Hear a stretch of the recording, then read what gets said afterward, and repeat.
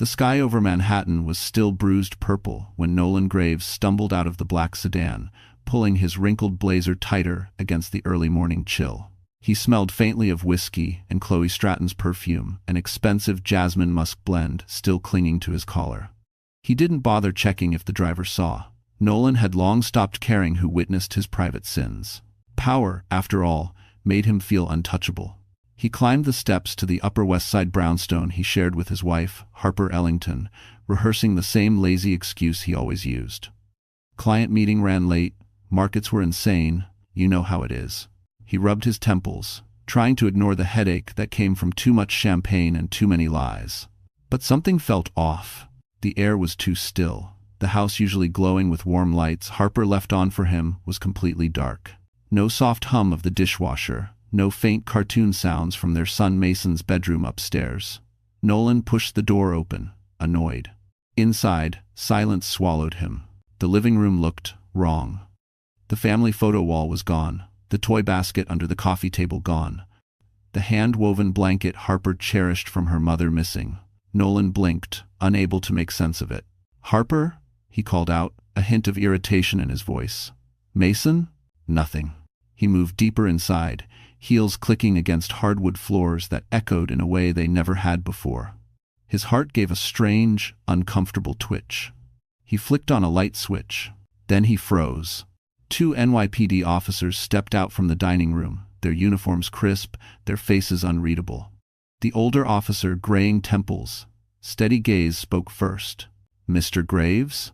Nolan straightened, smoothing his shirt. "Is there a problem?" The younger officer held a folder. "Your wife has filed a statement. We've been instructed to wait for your arrival." "My arrival?" Nolan scoffed. "This is ridiculous. Where is Harper? And my son?" The older officer exchanged a look with his partner, then gestured to the dining table. On it sat Harper's old iPad, a sealed envelope, and a stack of printed documents, legal documents. Nolan's stomach dropped. "What the hell is this?" The older officer answered calmly, "Mr. Graves, you may want to sit down." Nolan didn't move. His hands curled into fists. "Tell me where my wife is." The younger officer opened the folder, revealing photos, timestamps, and financial printouts Nolan instantly recognized because he had tried to erase them. "Sir," the officer said quietly, "your wife is safe, but she won't be returning here, and there's evidence we need to discuss." For the first time in his career of lies, Nolan felt something unfamiliar claw at his chest. Fear. And then the officer spoke 5 words that made Nolan's entire world tilt. "You're under immediate investigation." Before the world fell apart, Harper Ellington was the kind of woman people passed by without truly noticing, soft-spoken, steady, the quiet center of her small universe. She had been a remarkable ICU nurse once, the kind who held hands through emergencies and whispered comfort into the ears of frightened patients. But the long hours and endless night shifts clashed with motherhood, and when her son Mason was born, Harper made the sacrifice Nolan insisted was best for the family. She traded the controlled chaos of the ICU for a modest administrative job at a small private clinic in Midtown. It wasn't glamorous paperwork, phones ringing nonstop, fluorescent lights humming overhead, but Harper made it work. She always made things work.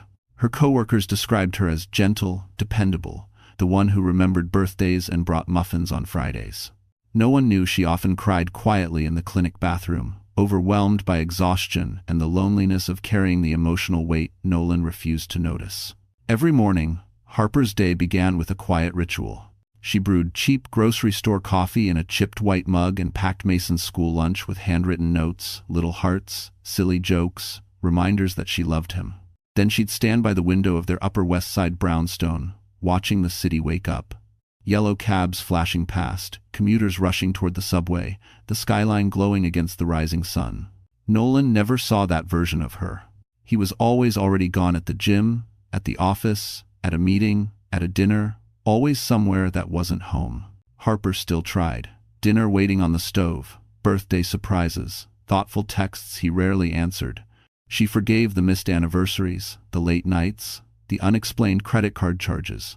She convinced herself that every marriage hit rough patches, that Nolan was simply under pressure, that if she were patient enough, loving enough, understanding enough, he would come back to her. But the more she bent, the more he broke her.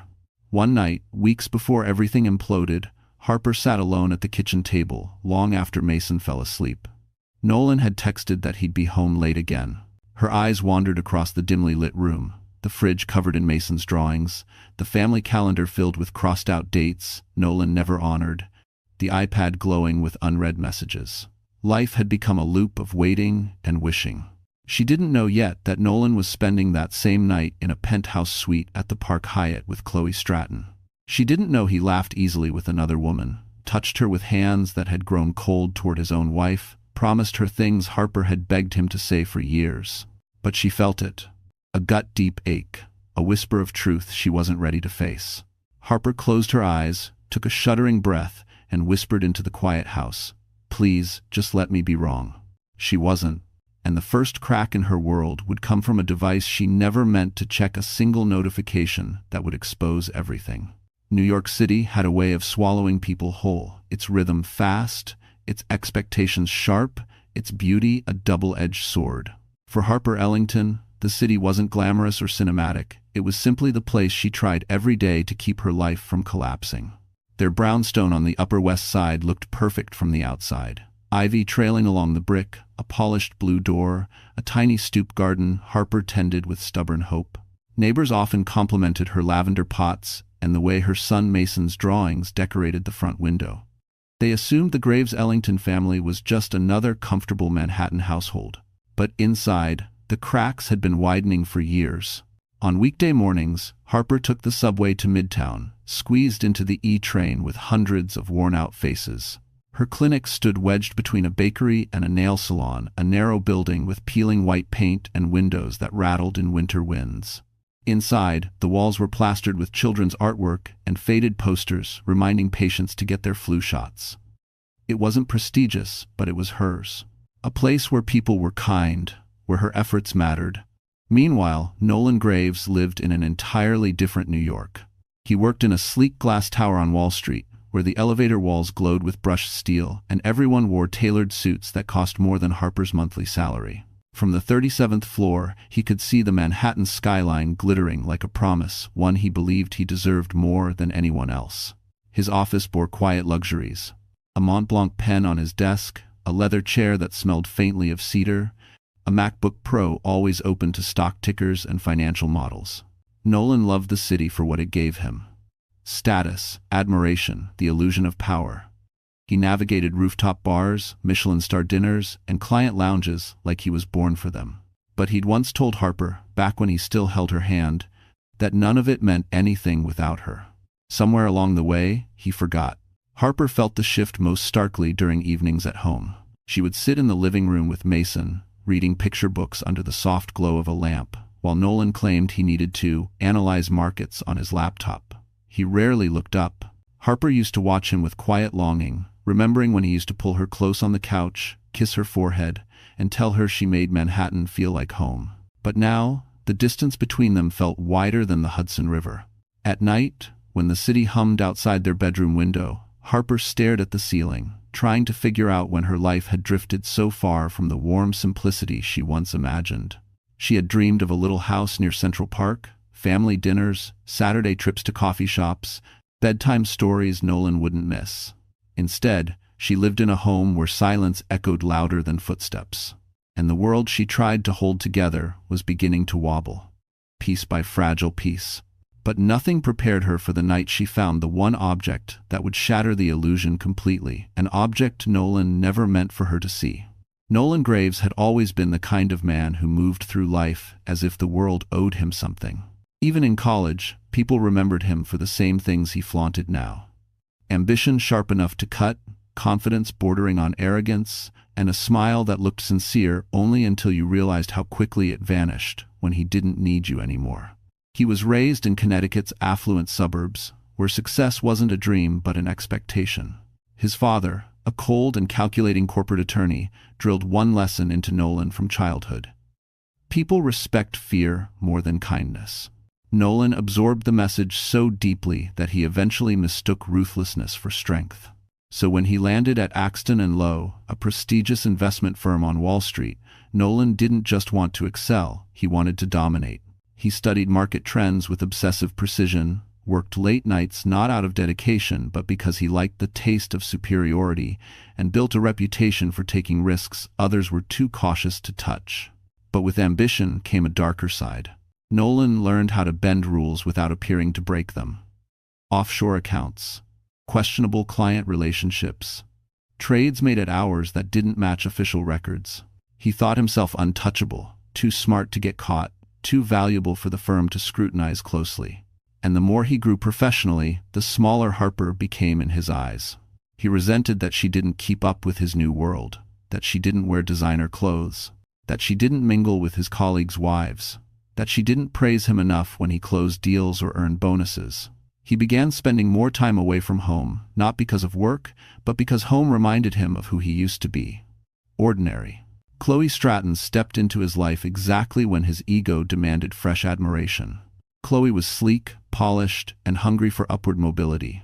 She moved through Manhattan's luxury hotspots, the River Café, rooftop lounges near Fifth Avenue, hotel bars with velvet seats and amber lighting as if she belonged there. When she laughed at Nolan's jokes, when she touched his arm, when she whispered that he deserved so much more, Nolan believed it. He believed everything that made him feel larger. With Chloe, he felt like the man he always fantasized about becoming. With Harper, he felt like the man he'd outgrown. He stopped seeing the sacrifices Harper made, the softness in her voice when she called him to remind him of Mason's school events, the quiet dinners she waited to share with him. He saw only what she lacked. But Nolan had one fatal flaw. He underestimated people. He never imagined a quiet woman like Harper could be observant, strategic, or brave. He never imagined she had the strength to leave. And he certainly never imagined that the life he built on lies could crumble from a single wrong move. He believed his secrets were safe. Until one late evening, when he rushed out of the house for a work emergency, he made a careless mistake, an oversight that would become the first domino in his downfall.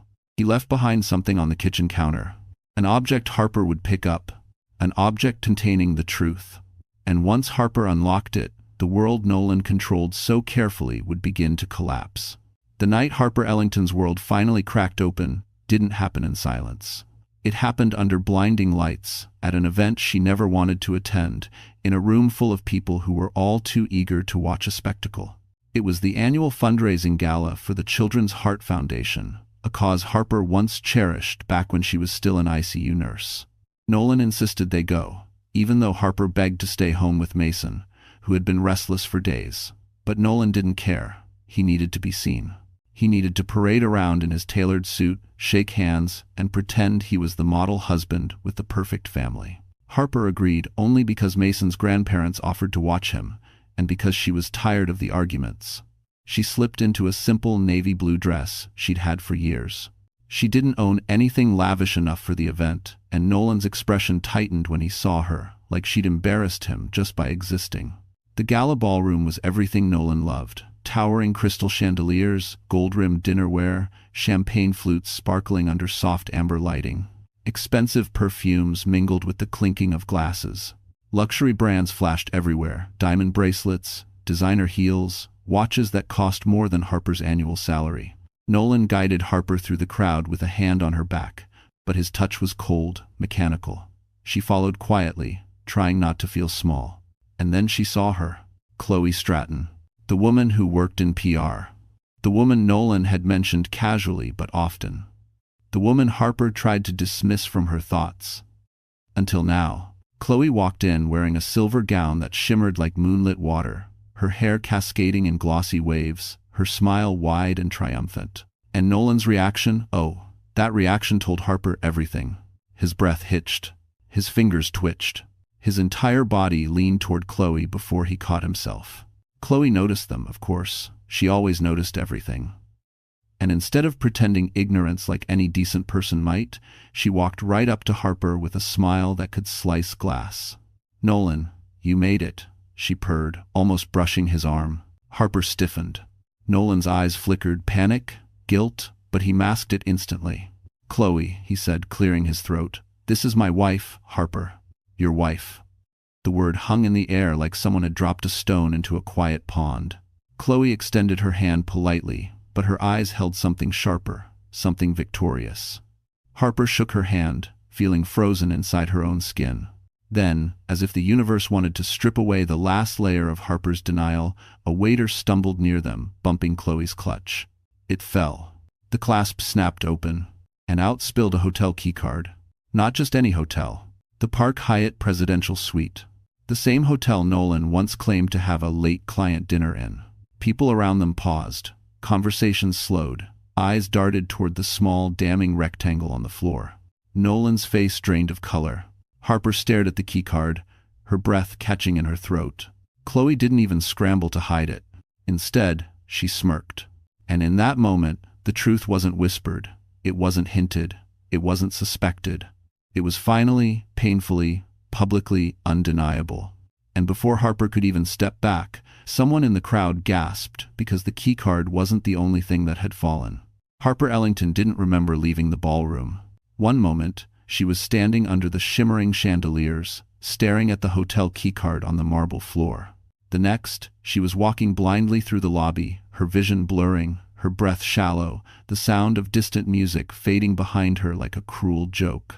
Her heels clicked against the polished floor, but her legs felt numb, almost detached from her body. She pushed through the revolving doors and stepped into the cold Manhattan night. The air hit her like a slap.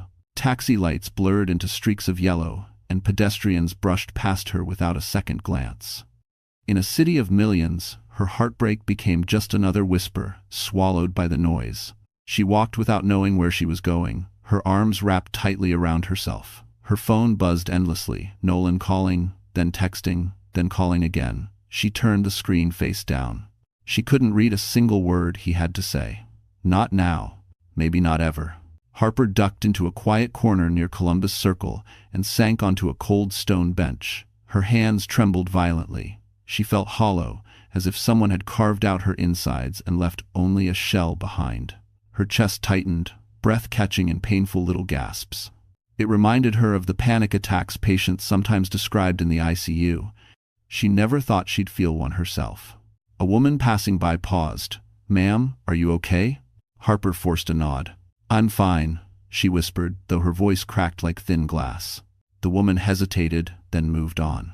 Harper's thoughts spiraled, images flashing wildly. Nolan's stunned face, Chloe's smirk, the keycard, the crowd whispering. She pressed a hand against her heart, as if she could hold the pieces together. How long had she been a fool? How long had everyone else known? How many nights had Nolan lied, smiled in her face, kissed Mason goodnight, then gone to that hotel suite? Her stomach twisted. Tears spilled quietly, steadily, dripping onto her dress. She didn't bother wiping them. She didn't care if anyone saw. The life she tried so desperately to keep intact was already shattered in front of strangers at a gala where she didn't even want to be. And then came the ugliest thought of all. Was she enough for anyone? She buried her face in her hands, shoulders shaking. She wasn't crying for Nolan. She was crying for the years she lost, the self she lost, the dreams she had abandoned to build a future with a man who never cared enough to stay loyal. A gust of wind swept through the plaza, sending a chill through her. She shivered and pulled her phone from her purse, not to read Nolan's messages, but to check the time. It was past midnight. Mason, her little boy. Her breath hitched when she realized he would wake up in the morning, expecting pancakes and cartoons and the certainty that his parents were okay. Harper wiped her face with shaking fingers. She needed to pull herself together. For him? Her phone buzzed again, this time not Nolan. It was a message from an unknown number. Just 5 words. "Harper, you need to see this." Attached was a single photo. And the moment she opened it, her breakdown turned into something far more dangerous. Harper's hands trembled as she tapped the attachment.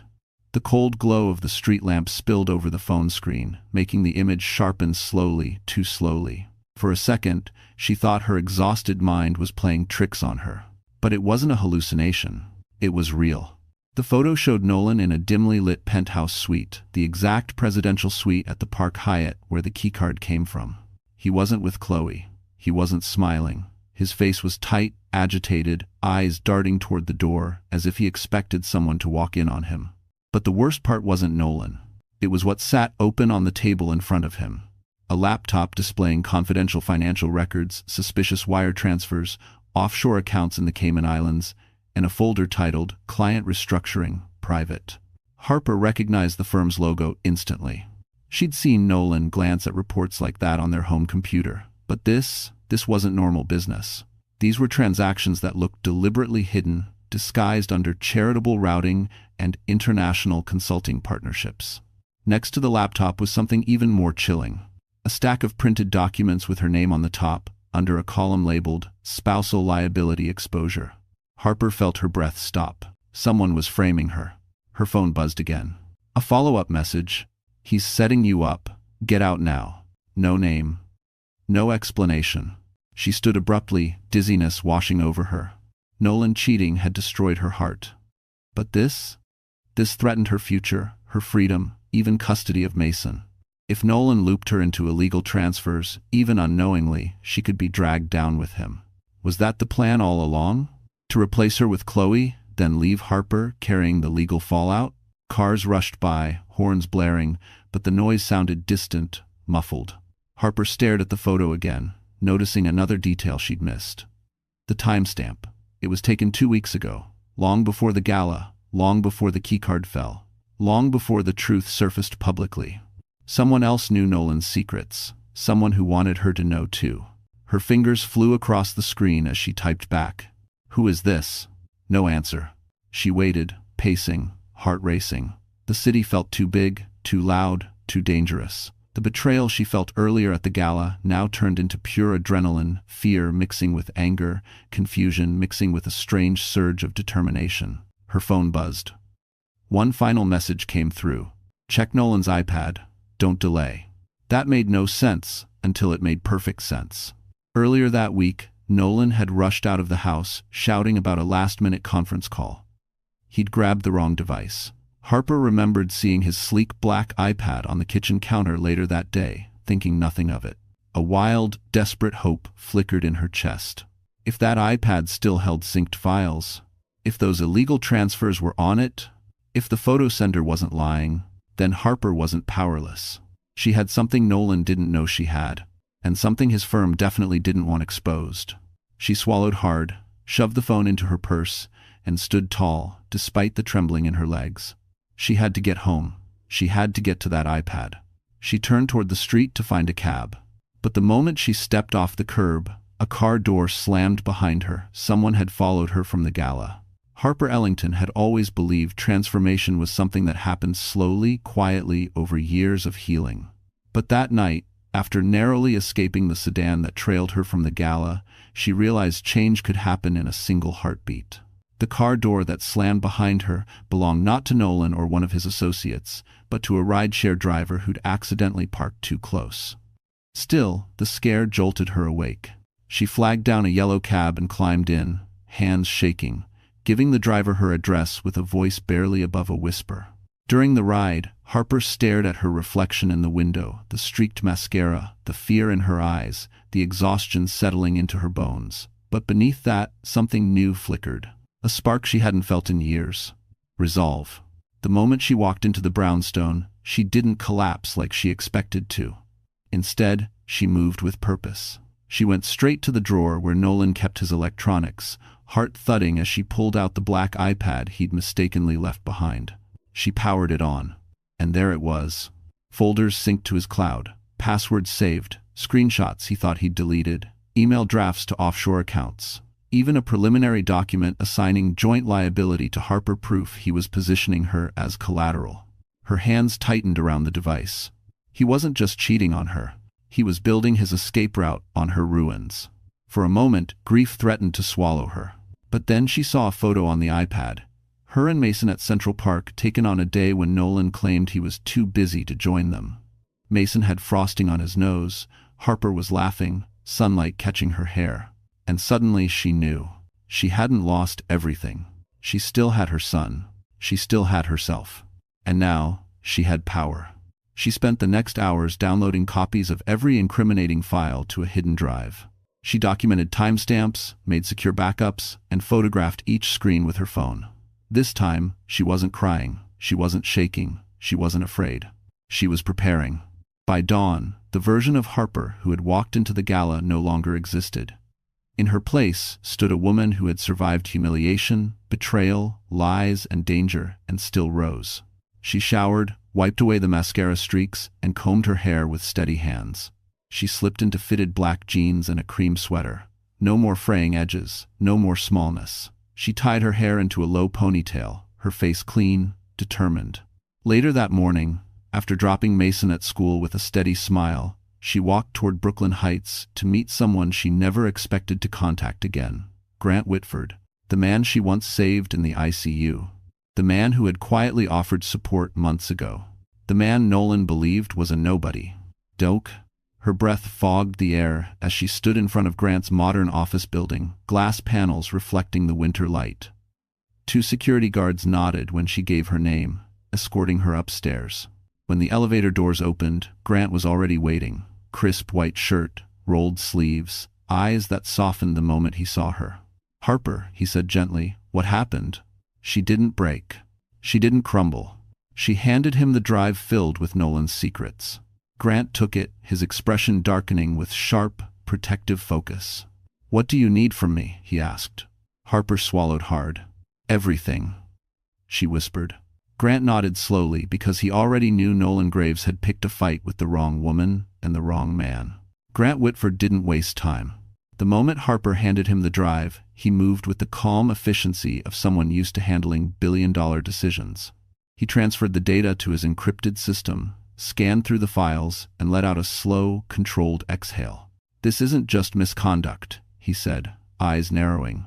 "Nolan's been moving client funds through illegal channels. If this goes public, his entire firm could collapse." Harper's chest tightened. "He tried to put my name on some of those transfers." Grant's jaw clenched. "Then we make sure the world knows exactly who orchestrated it and who he tried to sacrifice." I quote. Within hours, Grant activated a network Harper didn't know he had. Legal teams, forensic accountants, a former SEC deputy director who now worked privately for him. Documents were verified, cross-referenced, and organized into a clean timeline, each point showing Nolan as the architect of every illegal action. "This is airtight," Grant said. "But we're not taking it to the authorities first." Harper frowned. "Then where?" He met her eyes. "Somewhere he can't control. Somewhere he can't spin a narrative." 3 days later, Harper found herself standing behind a velvet curtain at the Axton and Lowe Winter Investors Forum, the biggest event of the year for Nolan's firm. A room filled with CEOs, board members, journalists, and Wall Street power players. Cameras flashed. Men in suits whispered about market forecasts and mergers. The air buzzed with money. Grant had secured her access through a board member who owed him a favor.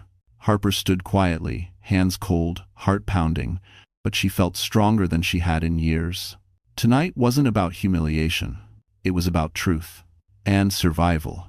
At the front of the ballroom, Nolan stood on stage in a perfectly tailored charcoal suit, charming as ever, talking about unprecedented growth projections. He didn't know Harper was there. He didn't know the avalanche headed for him. Grant approached her. "Ready?" Harper nodded, though her legs shook. "Do it. That's for us." Grant handed a small signal to the event technicians stationed by the cameras. Seconds later, the giant LED screens behind Nolan flickered. His voice faltered. Can we fix the display?" Murmurs rippled through the crowd. Then the screen stabilized. And Harper's world, Nolan's world, changed. Projected across the massive screen was the first of Nolan's secret transfers. Bank statements, offshore routing, timestamps, his signature, his login ID. Audience gasps erupted. The next slide. Wire transfers disguised as charity payments. Then spreadsheets showing millions funneled through shell corporations. Then the document labeling Harper Ellington as spousal liability coverage. The final slide was a high-resolution still image. Nolan in the Park Hyatt suite with the incriminating files opened in front of him. The room exploded into chaos. "What is this? Is this real? Call compliance. T34 16 Reses, 23347, Tucation." Nolan's face went from confusion to recognition to pure terror. This is taken out of context," he shouted. "It's doctored. This is a mistake." Grant stepped forward from the back of the ballroom, his voice clear and cold. "It's not a mistake, Nolan. It's the truth." Nolan's eyes widened when he saw Harper behind Grant. Harper? You? You did this? Her voice trembled, but her words were steady. No, Nolan. You did. Security rushed toward the stage. Reporters surged forward. Phones captured every second. Nolan's downfall had officially begun. And just when he thought it couldn't get worse, a voice from the back shouted something that made the entire room turn. The voice that cut through the chaos was sharp, furious, and unmistakably familiar. That's the man who promised to marry me. Every head in the ballroom snapped toward the entrance, where Chloe Stratton stood trembling in a crimson dress, mascara streaking down her cheeks, clutching a folder of papers. She wasn't glamorous tonight, she wasn't polished. She was devastated and angry. Nolan Graves, she shouted, pointing at him with a shaking hand. He told me he was leaving his wife. He made me believe he loved me. Her voice broke, but she pushed on. And then he tried to throw me under the bus too. 100 cameras shifted toward her. Reporters swarmed. Nolan's face twisted into panic. Chloe, stop, don't, this isn't. But Chloe wasn't listening. She walked straight to the stage, heels clicking like gunshots. I have emails, she said breathlessly, waving the folder. Messages he sent me. Proof he used my name on one of his offshore filings. He promised everything, and he lied to me just like he lied to his wife. Gasps rippled across the room. Harper watched silently, her expression unreadable. She felt no triumph, no cruelty, only a quiet, steady acknowledgement. Nolan had dug his own grave. Security finally stepped in, surrounding Nolan as board members ordered an immediate internal suspension. Investors were already on their phones, issuing emergency directives. Compliance officers rushed forward. A journalist shouted, "Mr. Graves, are you aware you could be facing federal charges?" Nolan looked around wildly, eyes darting from Chloe to the screen to Harper. You don't understand. I can fix this. I just need Harper, please. Harper stepped back. She didn't need to say anything. The world had already said it for her. Within minutes, Nolan was escorted off stage, flanked by security guards, shouting incoherently, his once impenetrable facade shattered. Phones recorded everything. By midnight, his downfall would be trending on every financial blog in the city. Harper stood frozen for a moment, letting it wash over her, not satisfaction, not revenge, but clarity. She felt lighter, freer, like she'd finally exhaled after holding her breath for years. Grant stepped beside her. It's over, he said softly. She nodded, tears pricking her eyes not from sadness, but from release. Thank you, Grant. For everything. He gave her a small, warm smile. You did the hard part, Harper. You saved yourself. The ballroom lights dimmed as security cleared the space. The noise faded. People whispered her name now, not with pity, but with respect. She was no longer the invisible wife standing behind Nolan's shadow. She was the woman who stood up, the woman who survived, the woman who fought back. Grant draped his coat over her shoulders as they walked toward the exit. Outside, Manhattan sparkled beneath a cold winter sky. For the first time in years, the city didn't feel overwhelming. It felt open, possible, alive. Harper, Grant said gently, stopping under the glow of a street lamp. You don't have to answer now, but when you're ready, I'd like to take you to dinner. A real one. Not rushed, not complicated, just two people starting over. Harper blinked, stunned. A soft warmth bloomed in her chest, not romance yet, but hope. Something she had forgotten she was allowed to feel. She inhaled deeply, the night air crisp and clean. I think I'd like that, she whispered. But neither of them noticed the black sedan parked across the street, its engine running, its windows tinted, watching them drive away. The morning after Nolan's very public collapse, Manhattan felt strangely quiet to Harper Ellington, as if the entire city were holding its breath. She woke before sunrise, lying on the pull-out couch in her sister's Brooklyn apartment, the soft hum of traffic drifting through the window. Mason was still asleep in the next room, curled up with his stuffed dinosaur. For a moment, Harper allowed herself the luxury of stillness. But peace never stayed long in a story like hers. By 7 a.m., her phone was vibrating nonstop. Headlines exploded across financial news sites. Axton and Lowe executive exposed in illegal transfers. Whistleblower wife reveals shocking internal misconduct. Nolan Graves suspended pending federal investigation. She swallowed hard. Seeing her name attached to the word whistleblower felt unreal. She hadn't done this for fame. She'd done it to survive, to protect Mason, to break free. When she turned on the small TV in the kitchen, reporters were already camped outside Nolan's luxury building on the Upper West Side. He wasn't seen leaving. Statements from the firm were clipped and cold. Lawyers refused to give comments. Harper shut the TV off. The last thing she needed was more noise. But the day didn't let her hide. Around noon, she met Grant Whitford again, this time at a quiet coffee shop tucked between brownstones in Brooklyn Heights. He sat waiting with his laptop open, sleeves rolled up, a stack of printed documents neatly arranged beside his espresso. "You held up?" he asked gently. Harper managed a tired smile. "Not really." Grant leaned forward, lowering his voice. "You're strong, but this is just the beginning. Nolan isn't the type to go down quietly." She knew that too well. He slid a folder toward her. Inside were legal updates, emergency motions filed by Nolan's attorneys, attempts to freeze assets Harper needed for Mason's care, and an aggressive challenge to temporary custody. Her stomach twisted. "He's claiming you intentionally damaged his career," Grant said, "and he's trying to spin the financial transfers as joint household investments." Harper's breath stuttered. "Meaning he's still trying to drag me into it." Grant nodded grimly. "He's desperate, and desperate men get reckless." Before she could respond, her phone buzzed with an unknown number. Against her better judgment, she answered. Nolan's voice poured through the speaker, hoarse, unhinged, shaking with rage. "Harper, do you understand what you've done? I could lose everything because of you. You want custody? You want to ruin my life? I'm not going down alone, you hear me?" His breath crackled through the line, uneven. "If I'm drowning, I'm taking everyone with me." "Everyone?" Harper's blood ran cold. Grant gently took the phone from her hand and ended the call. "Don't speak to him again. Ever. Let the lawyers handle it." Harper nodded, but her hands trembled. Nolan didn't sound like the man she once knew. He sounded dangerous, cornered, capable of anything. Grant reached across the table, covering her shaking hand with his. "You're not alone in this. I promise." Harper exhaled slowly, grounding herself. But outside the cafe window, through the reflection in the glass, a dark sedan idled at the curb, engine running, unmoving, watching her, waiting. And when Harper stepped outside minutes later, the sedan pulled forward just enough for her to see who was behind the wheel. The sedan rolled forward slowly, its glossy black paint reflecting the winter light. Harper's breath caught in her throat as the tinted window lowered just enough to reveal the driver. Chloe Stratton.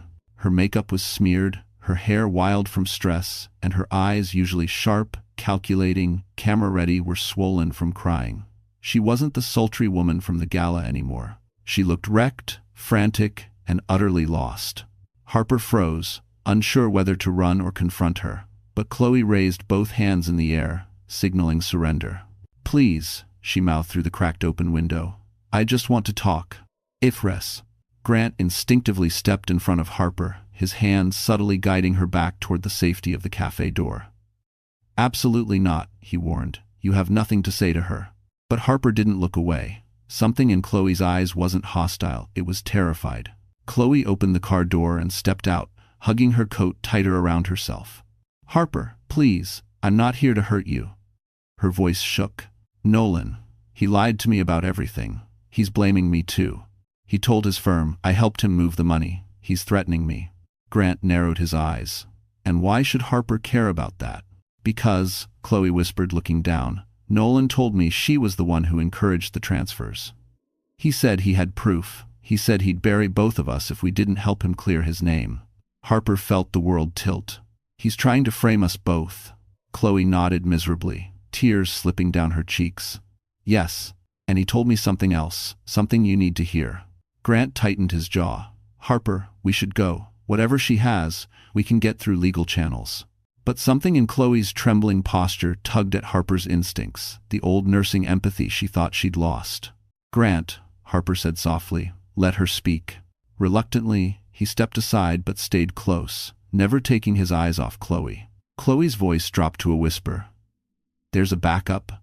A hidden drive Nolan keeps off-site. It has everything. The real documents, the ones he hasn't altered. If he destroys it, the authorities will never see the full trail. He'll say, "You fabricated everything."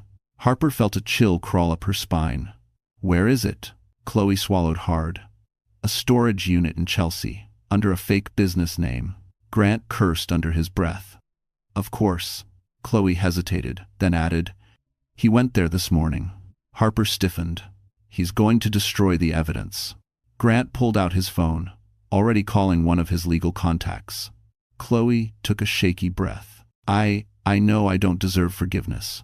But please, Nolan can't get away with this, not after what he did to all of us." Before Harper could respond, Chloe's gaze flicked over Harper's shoulder, and suddenly, she blanched. "Harper," she whispered, "get inside, now." Harper turned just as a loud crack split the air. The window of the parked sedan behind them shattered. Grant grabbed Harper and pulled her toward the ground as glass rained over the sidewalk. A bullet had been fired. Someone wasn't trying to scare them. Someone was trying to silence them. And when Harper looked up from the pavement, she saw a figure sprinting into a getaway car, someone she recognized all too well. Harper Ellington barely had time to process the crack of the bullet before Grant pulled her behind a parked SUV, shielding her with his body as screaming pedestrians scattered across the sidewalk. Glass glittered on the pavement like cruel confetti, and a cold wind swept through the Brooklyn street, carrying the echo of panic. Chloe crouched behind the cafe's brick wall, shaking violently. "Oh my God, he actually—" Grant snapped, "Stay low." His eyes scanned the street with surgical precision. Harper blinked through the shock, heart hammering against her ribs. "That figure running, did you see?" "Yes," Grant said, voice tight. "I saw him." It wasn't Nolan. It was Nolan's longtime friend, a man Harper always thought was just a golfing buddy, Trevor Lane. Nolan had introduced him at a holiday party years ago, calling him just an old college friend with a security company. Harper never liked him. Something in his eyes had always looked too cold, too calculating. Now she understood why. Trevor wasn't a friend. He was a fixer, someone who cleaned messes, someone who made problems disappear. Grant rose slowly, keeping Harper behind him. "He's not trained enough to stick around. A warning shot means he's rattled, but he'll be back if Nolan thinks you're close to exposing the whole thing." Harper felt her stomach twist. "He's willing to commit a crime in broad daylight?" "He's desperate," Grant said, "and desperate men act stupid." Chloe finally found her voice, trembling. "Nolan told me Trevor could handle loose ends. I didn't know what that meant." Harper glared at her, anger mixing with fear. "You helped him.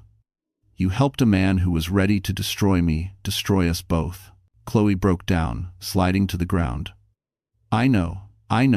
I was stupid and selfish, and now he's coming after me too." He said, "If I talked, I'd regret it." Grant stepped between them. "Enough. Standing here arguing won't help anyone. We need to move." He helped Harper to her feet, his hand firm and grounding. Sirens wailed in the distance. Someone must have called the police, but Grant shook his head. "We can't stay for statements. If Trevor reports back to Nolan that you survived the shot, he'll escalate." Harper stared at him. "So where do we go?" "To the one place Nolan doesn't know exists," Grant answered. "My private residence in Tribeca. It's secure, off-grid, and no one gets in without my approval." His tone darkened. "And we'll regroup from there." He turned to Chloe. "You're coming too. Until we figure out the storage unit and the backup drive, you're a target." Chloe nodded weakly, wiping her face. Grant led them toward his car, a dark gray Mercedes S-Class parked discreetly in an alley. As they approached, he pressed a button on his key fob. The car beeped once. But the moment the trunk lights blinked, Harper felt a chill. Something was off. Grant sensed it too. He slowed, eyes narrowing. He pointed Harper and Chloe toward the passenger side, then moved toward the trunk carefully, shoulders tense. "Grant?" Harper whispered. He didn't answer.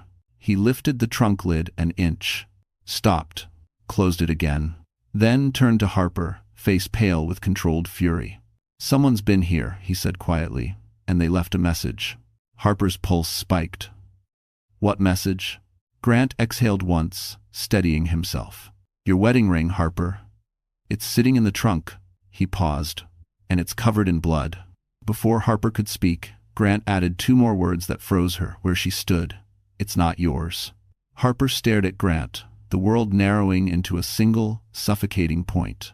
Her wedding ring, something she had taken off the night Nolan broke her heart, was lying in Grant's trunk, covered in blood that wasn't hers. Her voice came out as a whisper. "Whose blood is it?" Grant shook his head. "I don't know yet, but it's fresh, still warm when I touched the metal." Chloe backed into the side of the alley, her breath quickening. He's framing her. Nolan's trying to make it look like she did something violent. "No," Grant said sharply, lifting a hand. "This isn't just framing. This is a message. He wants Harper to panic. He wants her destabilized so she makes mistakes." Harper wrapped her arms around herself, nausea rising. "He's getting worse. He tried to shoot at us, now this. Grant, what if he hurt someone else to get to me?" Grant stepped closer, placing a steadying hand on her shoulder. "Then we stop him before he gets the chance." He reached into his coat, pulled out a pair of gloves, and opened the trunk fully. Harper forced herself to look. The ring sat in the center of the trunk floor, the gold band smeared with dark crimson streaks. Next to it lay a folded scrap of paper. Grant carefully unfolded it. Harper watched his expression shift from confusion to anger to a deep, unnerving worry. "What does it say?" she whispered. Grant hesitated, then read it aloud. "She won't get away again." The alley suddenly felt colder. Chloe gasped. "Oh my God, he took someone." And when Harper's knees buckled and she grabbed the car door for support. Who won't get away?" Grant folded the note with controlled precision. "We don't know yet. But whoever it is, Nolan wants Harper to believe she's next." A wave of dread crashed through her. "He wouldn't hurt Mason?" "No," Grant said firmly, gripping her arms. "Mason is safe at your sister's. I personally confirmed it before we left the cafe. This," he gestured to the ring, "is psychological warfare, Harper. Not kidnapping. Not yet." Chloe wrapped her coat tighter around herself. "Nolan's unraveling. He's willing to sacrifice anyone, his firm, his reputation, his friends, even me, to erase anything that threatens him." Harper swallowed hard. "And now he's turning it physical." Grant nodded grimly. "Which means we have no time left. We need that backup drive from the storage unit in Chelsea. If we get it before Nolan destroys it, the authorities will have enough to bury him legally and permanently." "It's Resendus." Chloe stepped forward, voice trembling. "I know the address. I saw him hide a key once. I can get us in." Grant considered her for a long moment. "If you're lying..." "I'm not." Tears filled Chloe's eyes. "I want him stopped just as much as you do." Harper steadied her breath and opened the passenger door. "Then let's go." Before Nolan realizes, his message didn't scare me. Grant rounded the car and pulled out onto the street, tension thick in the air.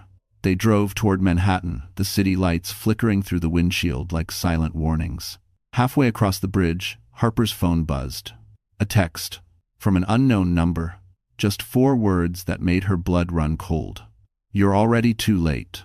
Traffic thickened as Grant's Mercedes weaved through the streets of Chelsea, lights from galleries and loft apartments flashing across the windshield. Harper sat rigid in the passenger seat, the text message replaying in her mind, "You're already too late." Each word tightened around her chest like a vice. In the back seat, Chloe fidgeted with her coat zipper, her voice barely above a whisper. "The storage facility is on 12th Avenue, blue sign. He keeps a unit under the name Eastbrook Consulting." Grant's fingers tightened on the steering wheel. If Nolan's already there, he's destroying evidence. And if Trevor's with him, Harper didn't need him to finish. Trevor had already fired 1 bullet today. He wouldn't hesitate again. When they pulled into the dimly lit parking lot, Harper's throat went dry. The building was a hulking concrete structure with flickering fluorescent signs and a row of loading docks stained from decades of city grime. A security guard in a navy jacket sat behind the front desk, engrossed in a baseball game on a tiny TV. Grant leaned toward Harper. "Stay close to me, no matter what happens." She nodded. Chloe approached the counter first, forcing a shaky smile. "Hi, my boss rented a unit here, Eastbrook Consulting. He asked me to pick something up." The guard typed lazily into his computer. "Unit 4C, 4th floor, service elevators down that hallway."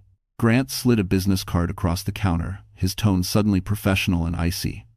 "If anyone else has come through asking for that unit tonight, contact this number immediately. And Frest." The guard glanced at the card, then at Grant, recognizing the authority in his expression. He nodded stiffly. They made their way down the long corridor toward the elevator. The lights buzzed overhead, casting harsh shadows. The building smelled faintly of dust, old cardboard, and metal. Harper's pulse pounded louder with each step. When the elevator doors opened with a groan, Chloe stepped inside first, pointing to the button for the 4th floor. "It's at the far end. I've only been there once, but—" A loud clang echoed above them. Grant's head snapped up. "Someone's on the roof of the elevator." Harper's stomach dropped. "Trevor? Nolan?" The elevator jerked violently. Harper grabbed the railing, heart leaping. Grant reached for the emergency stop switch, slamming it down. The elevator froze between floors. "We're sitting ducks in here," Chloe whispered, panicked.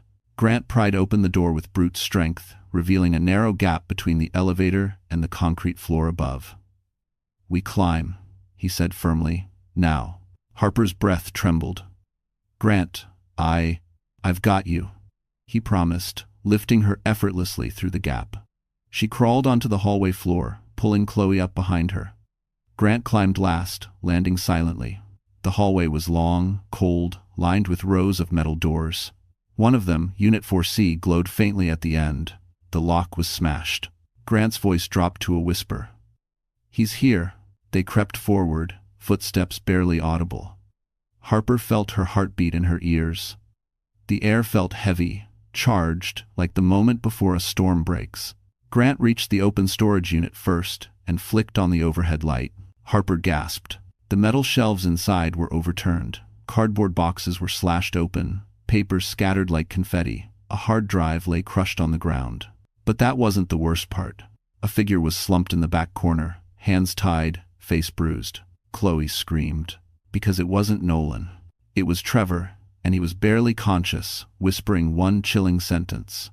"He's coming for you next, and he's not alone." Trevor Lane's breaths came out in ragged, shallow bursts.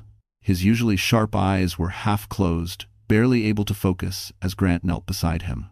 Harper hovered near the entrance of the storage unit, her hands trembling, her stomach twisted into painful knots. Grant checked Trevor's pulse with clinical speed. "He's alive, but fading." Someone worked him over hard. Chloe stood frozen, her face pale. Nolan did this? To his own friend? Trevor let out a weak, humorless laugh, more blood than sound. "Friend, you still don't get it." His voice was raspy, barely audible. "Nolan doesn't have friends. He has tools. And when a tool stops working..."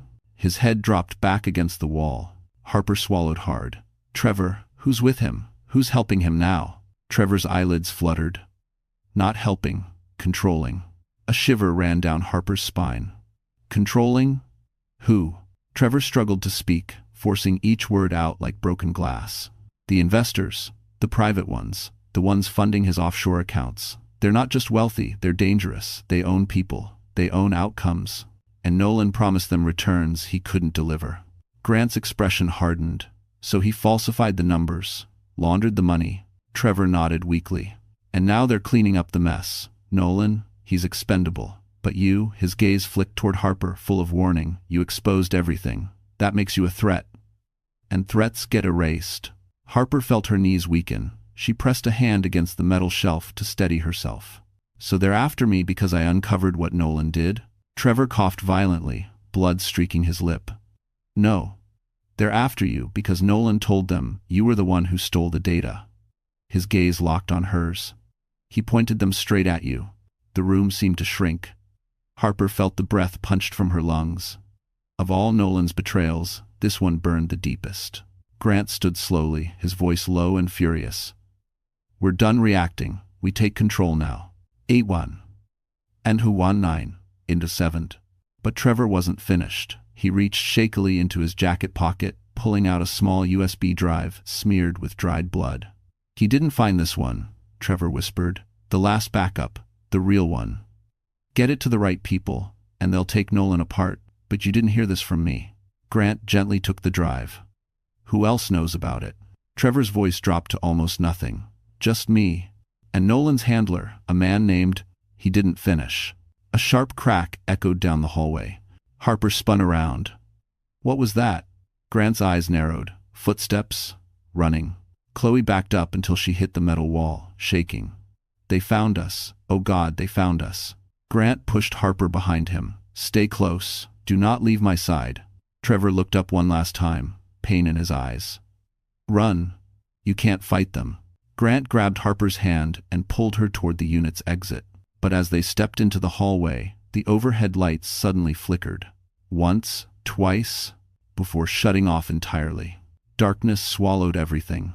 A deep, unfamiliar male voice echoed through the hall. Harper Ellington, we've been waiting for you. The darkness inside the storage facility wasn't natural. It felt deliberate, heavy, suffocating, like someone had flipped the power with full intention. Harper Ellington's breath hitched as her eyes struggled to adjust. The metallic scent of dust filled the air. Beside her, Chloe whimpered, covering her mouth to muffle the sound. Grant's hand tightened around Harper's arm, grounding her. His voice was low but steady. Don't move. Whoever that is, they want you to panic. But panic was already clawing at her ribs. The footsteps approached slow, measured, confident.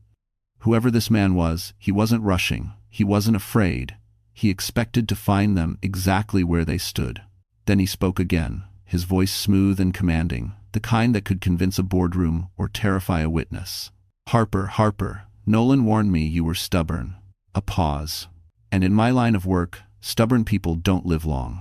Chloe clutched Harper's sleeve, nails digging into the fabric. That's him, she whispered, trembling so hard her teeth chattered. Nolan's handler, the investor he bragged about. I saw him once leaving a meeting. His name is... A click echoed in the hallway. The unmistakable sound of a gun being cocked. Grant moved instantly, pulling Harper and Chloe behind a metal pillar. Don't say his name, he whispered. Don't give him power. The handler chuckled softly. Grant Whitford, I know you're with her. You weren't on our radar before, but you are now. His voice hardened. Walk away, Grant. This doesn't concern you. Like hell it doesn't, Grant muttered under his breath. A beam of a flashlight sliced through the darkness, sweeping across the corridor. Harper held her breath as the light passed inches above her head. Grant's arm pressed protectively around her, shielding her from view. The flashlight beam stopped directly on the storage unit behind them, the one Trevor had been found in. The handler exhaled sharply. Tsk, poor Trevor, loyal idiot, always cleaning messes but never smart enough to prevent them. Harper felt bile rise in her throat. Trevor didn't deserve this. No one did. The handler continued down the hall, flashlight lowering. Nolan is in custody now. He panicked after the investors confronted him. He told us one thing before he cracked, that you, Harper Ellington, were the one who stole the documents. Harper's pulse roared in her ears. Grant leaned in. He's lying, trying to shift blame to save himself. But the handler wasn't finished. Our arrangement with Nolan is over. But you, Harper, you cost us millions. And we are not forgiving. Chloe gasped quietly. The handler stopped walking. Everything went still. Then, another voice echoed from the far end of the hallway. A familiar one. A broken one. A horrifying one. Nobody touches her. Except me. Harper froze. Nolan Graves stepped into the sliver of emergency light at the end of the corridor, disheveled, eyes wild, shirt stained as if he'd been in a fight. He wasn't handcuffed. He wasn't escorted. He'd escaped. Grant whispered, "How did he?" Nolan lifted a trembling hand, pointing directly at Harper. "She ruined my life. You want someone to pay? She's the one." The handler lifted his gun. Harper felt the world tilt. And then Grant shoved her hard to the right just as a gunshot shattered the darkness. The gunshot tore through the hallway, ricocheting off metal doors and concrete. Harper Ellington hit the ground as Grant shoved her aside, his arm locking protectively around her shoulders. The smell of burnt gunpowder filled the air. Chloe screamed, collapsing behind a storage crate, hands over her ears. For a moment, everything blurred. Light, sound, breath. Then Harper's vision snapped back into focus. Grant was lying beside her, chest rising and falling in short, tight breaths. Her heart seized. Grant, did he hit you?" Grant gritted his teeth. "Just grazed. I'm fine." But the dark smear on his sleeve said otherwise. The handler's voice echoed down the corridor, unbothered, amused. "You're only delaying the inevitable, Grant. She dies tonight, Nolan dies too, and this ends clean."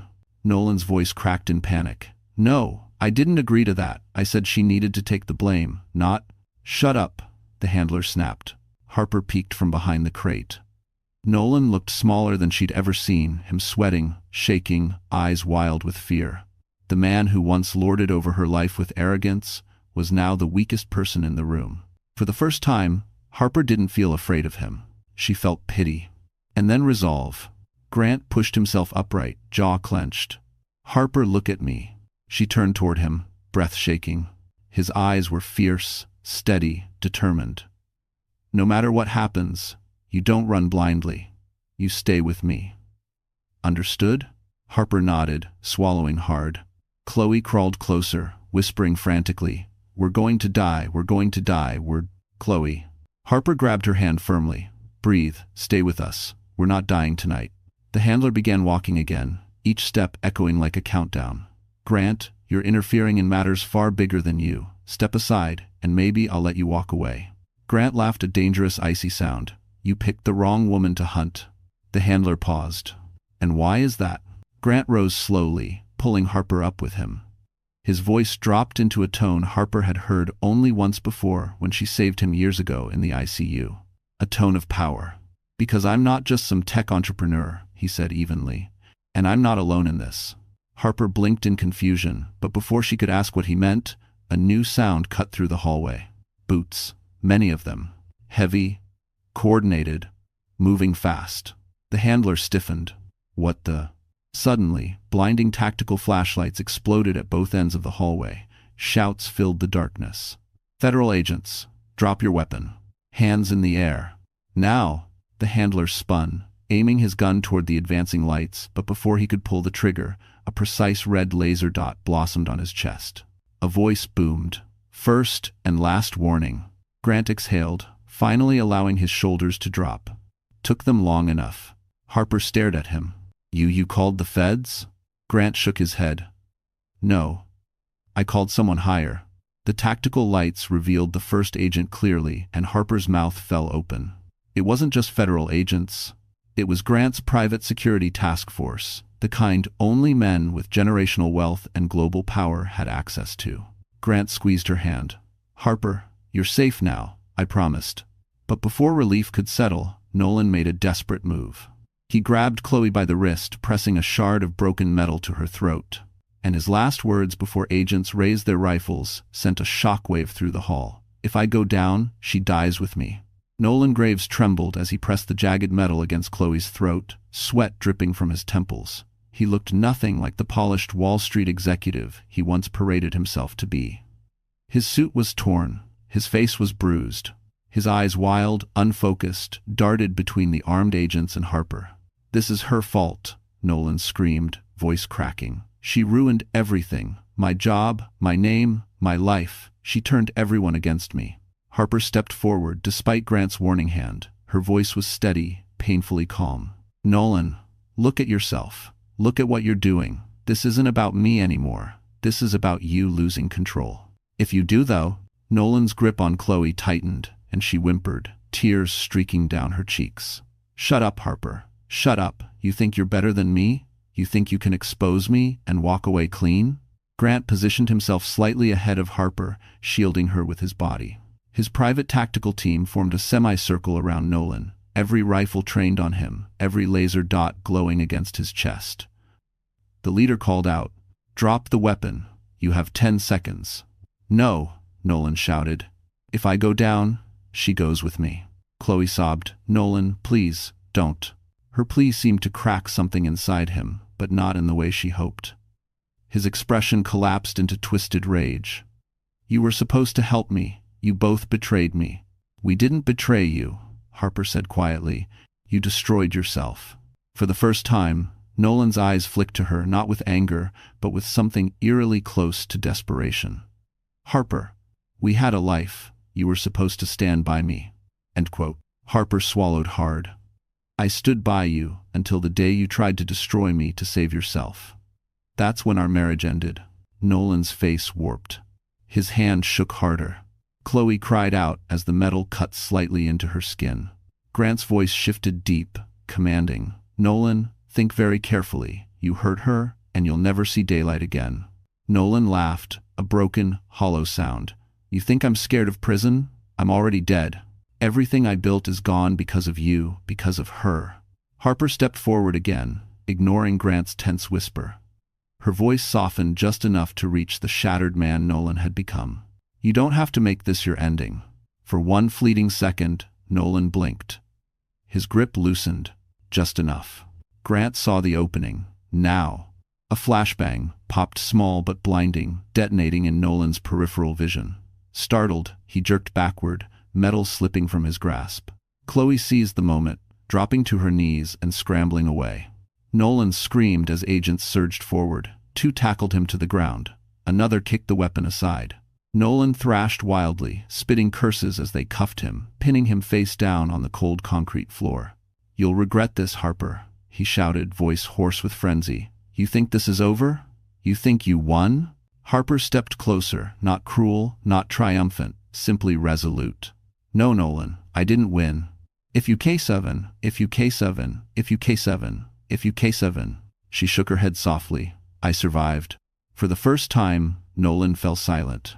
The handler, cornered against the far wall, attempted to flee, but Grant's team moved with precision. He was disarmed, restrained, and dragged into custody with icy efficiency. His expression remained unreadable until he glanced at Harper, hatred simmering.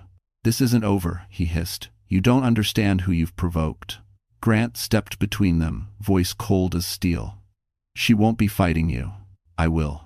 The agents began pulling Nolan to his feet. Harper exhaled, shaking, exhausted, but somehow lighter. But just as she reached for Grant's hand, a radio crackled. "Sir, we have a situation. It's about the child." Harper's blood ran cold, and before she could even speak, the agent added 5 words that made her knees buckle. "Mason's school just called, he's missing." Harper Ellington felt the ground fall out from under her. Mason wasn't at school. Her sister hadn't picked him up. For one terrifying heartbeat, the world blurred into a tunnel of fear. Grant immediately caught her shoulders. "Harper, look at me, listen," he said firmly. "We'll find him. We will." She nodded, breath shaking, but she held on to the resolve she'd carved from every wound Nolan left behind. Grant barked quick orders to his security team. Within seconds, 2 SUVs screeched away toward Mason's school, while another agent connected with 911 and the Office of Child Safety. Harper stood still, tears running down her cheeks, but not of despair, of fury. She was done being the hunted. Minutes later, an agent jogged toward them, breathless. "We found him. Harper, your son is safe." Her knees buckled with relief. Where is he?" "At your sister's building." A neighbor thought he saw someone suspicious and locked down the entrance. Mason never left the apartment. False alarm, but a good one. Harper's tears turned to laughter, broken, exhausted, grateful. Grant exhaled a long, shaky breath he'd been holding too tightly. Chloe covered her mouth, sobbing quietly out of sheer relief. Harper didn't wait. She climbed into Grant's car, and they sped to Brooklyn. When Mason flung himself into her arms, she held him so tightly she thought her heart might burst. She smelled his shampoo, felt his little arms around her neck, and promised herself she would never again allow fear to define her life. 2 days later, everything fell into place. Federal charges were filed against Nolan.